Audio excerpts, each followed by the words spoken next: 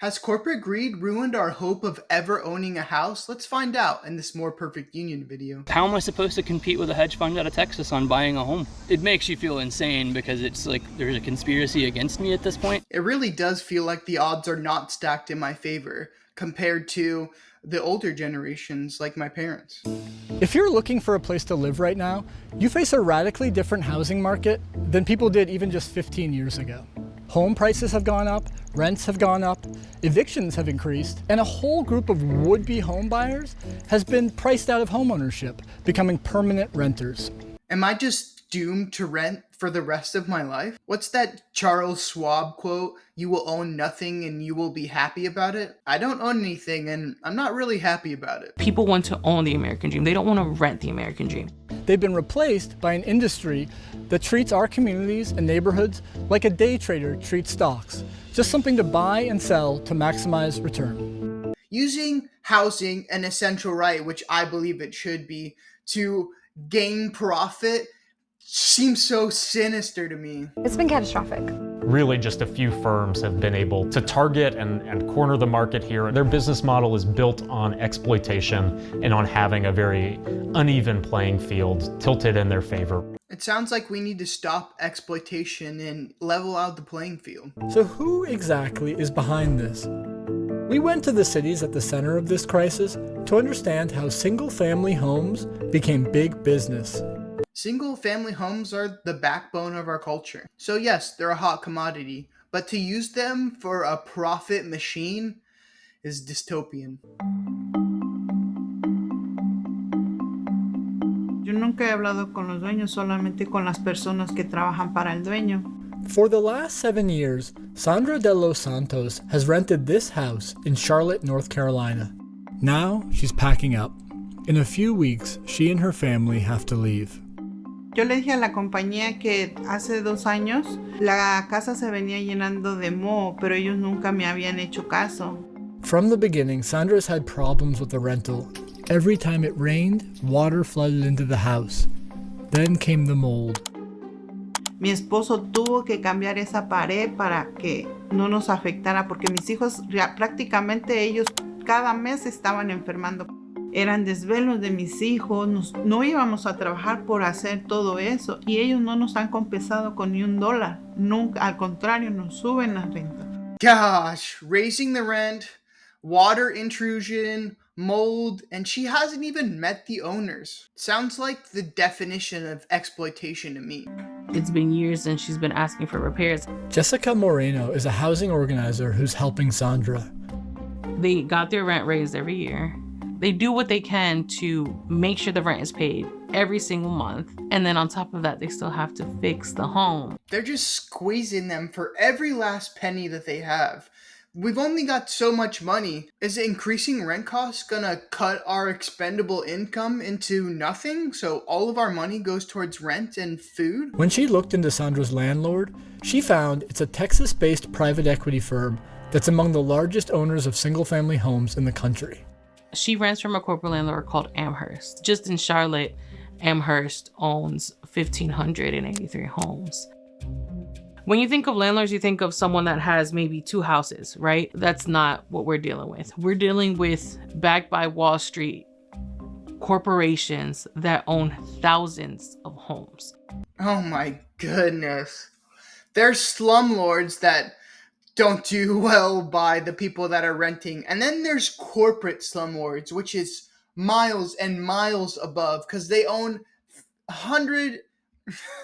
It's unfathomable to think that they're making all these people live in poor conditions. But just because something's unfathomable doesn't mean it's not happening. Sandra says she spent $25,000 repairing the house, and Amherst hasn't paid her back for any of it.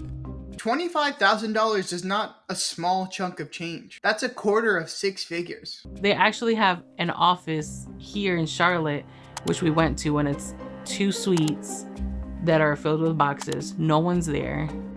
It's like a shell company, so there's really no one to cast blame on. These big corporations are obfuscating blame. It's like all these gambling sites that are based out of Curacao. They're just trying to take advantage of the local laws to say that they have base somewhere and they're not actually operating out of that base. After Sandra protested publicly, the company finally contacted her and sent an inspector to the house.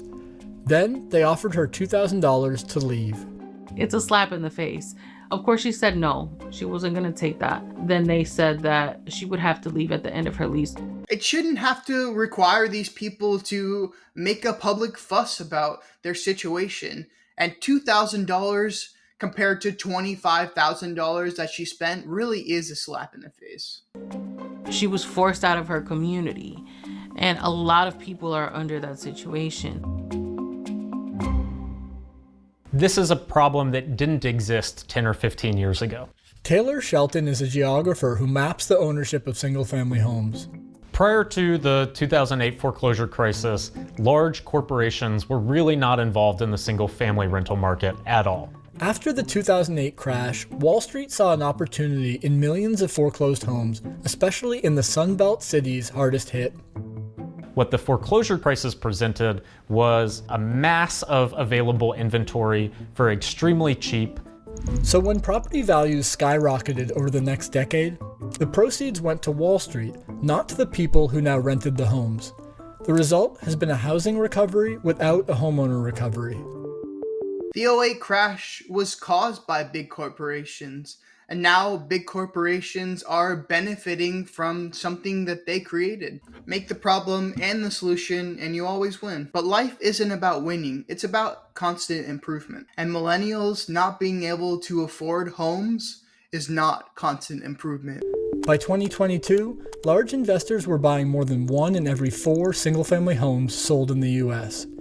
The absolute largest companies really there are 2. The first is Invitation Homes, which is a publicly traded real estate investment trust. The next biggest actor is Progress Residential, which is owned by a private equity firm, Pretium Partners, based in New York City on Wall Street.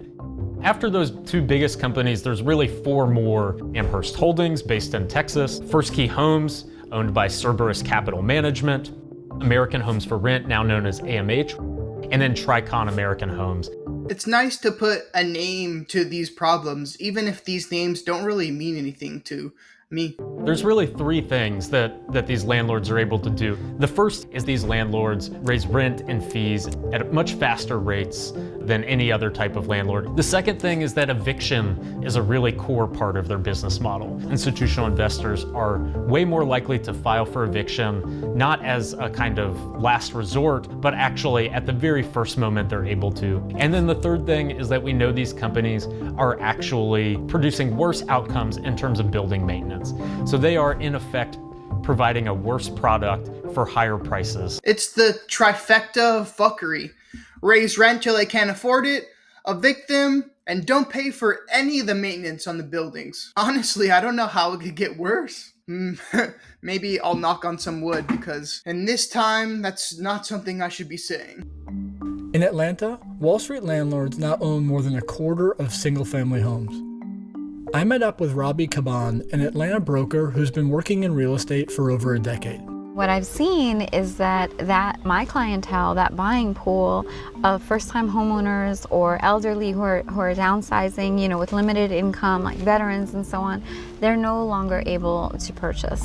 They have just been wiped out because they cannot compete with the other buyers in the market. I mean, first-time home buyers is one thing, but vets coming out of the military to me is like a whole different thing, because they should be kind of set up for life because they pledged their life to the country. But it seems like when they get out, they're neglected as well. Tell me more about the corporate buyers. What influence have you seen them have on the market here?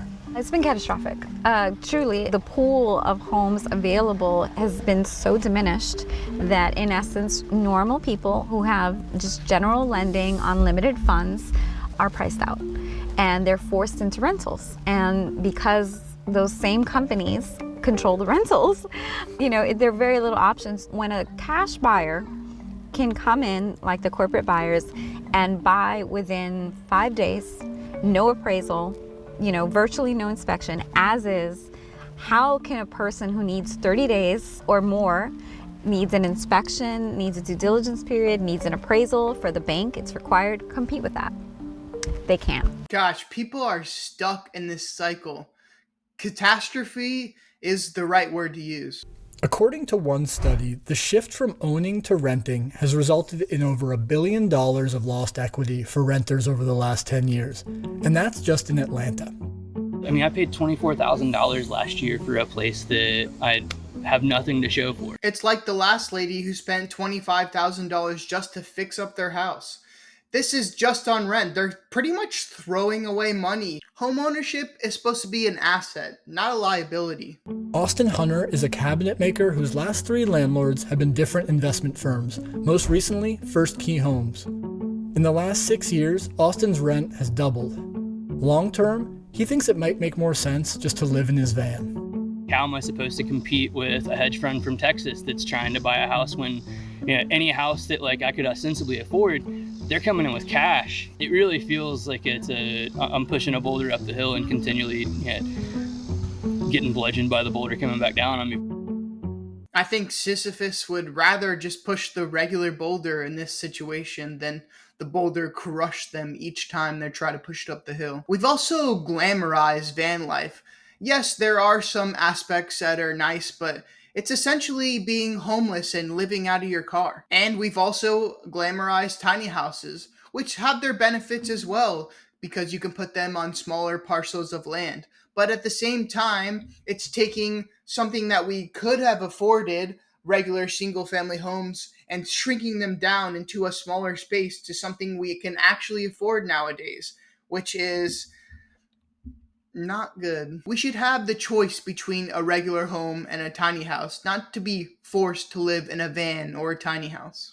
Corporate owners of single-family homes argue that they don't contribute to the housing crisis, pointing to the fact that nationally, they own less than 10% of the market. But if you're looking for a place to live, the market you care about isn't national. It's one neighborhood versus another. And in some cities, these firms are building local monopolies. The way these companies' business practices have evolved is essentially to avoid competing with one another through this geographic targeting. Invitation Homes tends to purchase in, on average, wealthier and whiter communities. Progress and Main Street Renewal tend to focus on somewhat poor, predominantly black neighborhoods. In some neighborhoods, it's upwards of 50 or even 75% of all single-family rentals are owned by these large Wall Street investors. That element of market power is really significant in the way these companies operate, really meaning that if you want to live in a given neighborhood, you're forced into working with a single landlord. Gosh, it's just monopolies for specific local demographics. The big corporations aren't stepping on each other's toes, they're stepping all over our toes. And let me tell you, my toes are so swollen, sometimes it's hard to walk. But yet, we keep pushing that boulder up the hill. Today, my administration is sending a very clear message to the corporate landlords. In July, the Biden-Harris administration announced a new plan to slow rent increases. We are going to cap rent increases at no more than 5% a year, period. The proposal follows another effort by Democrats in Congress to address corporate landlords' control over the housing market. We should get the hedge funds out of the housing business. Senator Merkley's bill would cap ownership at 100 properties and make corporate landlords sell the rest in 10 years. But so far, no legislation has been brought up for a vote. Corporate ownership of single-family homes is hardly the only problem with our housing system. But the way Wall Street has siphoned up neighborhoods that were once a path to building wealth for working people, it's really one of the clearest examples of the fundamental problem. We value money, not people.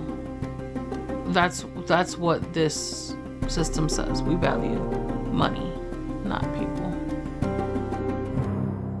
And it seems like the problem is going to persist until we, as a society, do something about it. Because we have to start prioritizing people's need, not corporate greed. If you enjoyed this video, make sure to hit that like and subscribe button. I'll see you in the next one.